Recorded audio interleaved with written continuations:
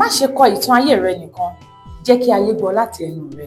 Wá yí ìtàn ayé rẹ padà sí fídíò ní Arúgbó Odó TV. Kí ló dé tí ìwọ yóò lo ọ̀pọ̀ oṣù láti kọ, láti tẹ̀, láti ṣàtúnṣe àti láti ṣàyẹ̀wò nítorí pé o fẹ́ kọ ìtàn ayé rẹ fún gbogbo aráyé gbọ́? Nígbà tí o lè jókòó kí o sì sọ ìtàn náà láti ẹnu ara rẹ gan. Ní Arúgbó Odó TV, a ó ràn ọ́ lọ́wọ́ láti yí ìtàn ayé rẹ, ìyẹn autobiography, padà sí fídíò ní ọ̀nà tó yege jùlọ, láti pa ìtàn ayé rẹ mọ́, àwọn ìrírí rẹ, àwọn àṣeyọrí rẹ, ìtàn ìdílé rẹ àti ogún rere tó fẹ́ fi sílẹ̀ fún àwọn ìran tó ń bọ̀. Kò sí wàhálà fún kíkọ 100 ojú ewé, kò sí ìnáwó ńlá fún àtúnṣe àti àwọn àtúntẹ̀ ìwé. Sọ ìtàn rẹ bó ṣe jẹ́ gẹ́lẹ́ láti ẹnu ara rẹ. A lè gba ìtàn rẹ sílẹ̀ nílé iṣẹ́ wa, a lè gbà á nípasẹ̀ Zoom àbí ibikíbi tó bá fẹ́. Ẹbí, ọ̀rẹ́ àti àwọn ìran tó ń bọ̀ wọ́n lè máa wo ìtàn rẹ nígbàkúgbà àti níbi tó bá wù wọ́n. Ìwé lè wà lórí pátákó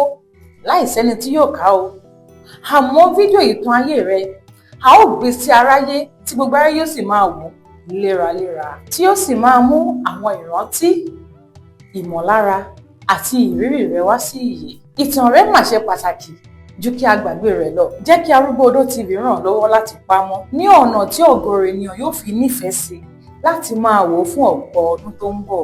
Fídíò 30 ìṣẹ́jú ní ẹ́písòdù kan pẹ̀lú owó kékeré, owó tí ò gani lára. Arúgbó Odó TV, títọ́jú ìtàn, gbígbé àṣà àti ìṣẹ̀dálẹ̀ wa lárugẹ àti sísọ ìtàn wa nípasẹ̀ ẹ̀rọ ìgbàlódé. Fún ìbéèrè tàbí ìforúkọsílẹ̀, ẹ kàn sí wa lónìí.